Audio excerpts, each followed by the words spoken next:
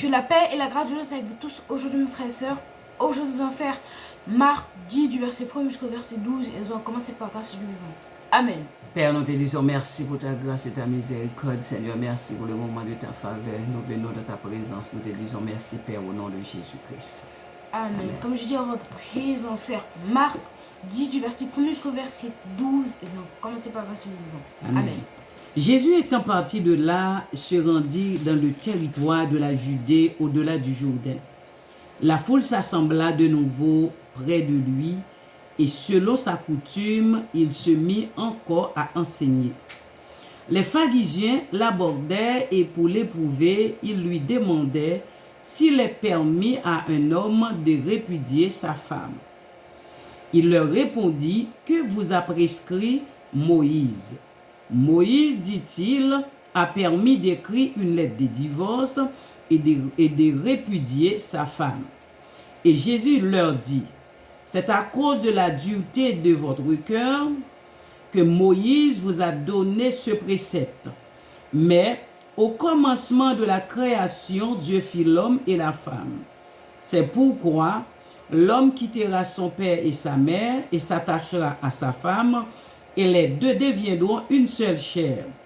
Ainsi, ils ne sont plus deux, mais ils sont une seule chair. Que l'homme donc ne se sépare pas ce que Dieu a joint. Lorsqu'il fut dans la maison, les disciples l'interrogeaient encore là-dessus. Il leur dit, celui qui répudie sa femme et qui en épouse une autre commet un adultère à son égard.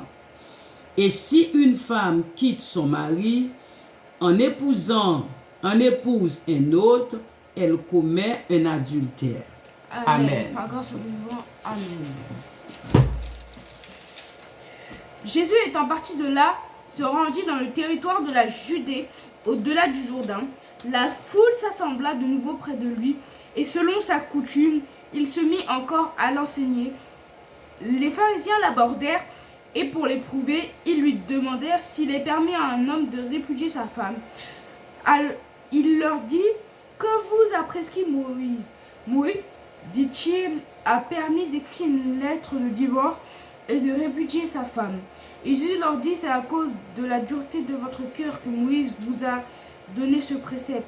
Mais au commencement de la création, Dieu fit l'homme et la femme. C'est pourquoi l'homme quittera son père et sa mère et s'attachera à sa femme, et les deux deviendront une seule chair. Ainsi, ils ne sont plus deux, mais ils sont une seule chair. Que l'homme donc ne sépare pas ce que Dieu a joint. Lorsqu'ils furent dans la maison, les disciples l'interrogèrent encore là-dessus. Il leur dit, celui qui répudie sa femme et qui en épouse une autre commet un adultère à son égard. Et si une femme quitte son mari et en épouse un autre, elle commet un adultère. Amen. Par grâce du Seigneur Dieu vivant. Amen. Donc, comme on le fait à chaque fois, on vous le répète, c'est très important de méditer la parole de Dieu. Car si nous ne méditons pas la parole de Dieu, c'est lire la Bible vaguement et sans intérêt. Donc, on va donner un sens à la parole qu'on lit. Amen. Amen. Jésus étant parti de là, se rendit dans le territoire de Judée, au-delà du Jourdain. La foule s'assembla de nouveau près de lui, et selon sa coutume, il se mit encore à enseigner. Jésus était parti de où il était. Il est parti dans le territoire de la Judée, au-delà du Jourdain, et la foule s'est assemblée de nouveau près de lui selon la coutume, et ils se sont mis à l'enseigner comme d'habitude. La parole de Dieu. Les pharisiens l'abordèrent, et pour l'éprouver, ils lui demandèrent s'il est permis à un homme de répudier sa femme. Les pharisiens, ils sont allés lui parler pour essayer de l'éprouver, chercher une faille dans tout ce qu'il faisait. Et du coup, ils ont demandé s'il est possible de répudier sa femme. Ouais. Il leur répondit, que vous a prescrit Moïse? Il a répondu, qu'a prescrit Moïse au-delà de cela? Moïse, dit-il, Moïse dit-il, a permis d'écrire une lettre de divorce et de répudier sa femme. et Moïse il a permis qu'on puisse faire une lettre du divorce et de répudier sa femme.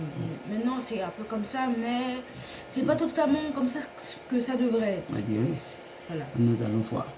Et Jésus leur dit, c'est à cause de la dureté de votre cœur que Moïse vous a donné ce précepte. Voilà. Et en fait, il a dit que c'est à cause de la méchanceté de leur cœur et la méchanceté, du coup, parce qu'ils ne voulaient pas entendre d'autres réponses que oui, c'est bon, vous pouvez répudier. Et que bien sûr, ils pouvaient se révolter à cause de ça, mais c'est à cause de leur dureté, de leur cœur, tellement ils étaient enfermés entre eux. C'est vrai, c'est vrai. Donc, ils ne voulaient pas savoir autre chose que oui, vous avez raison, voilà.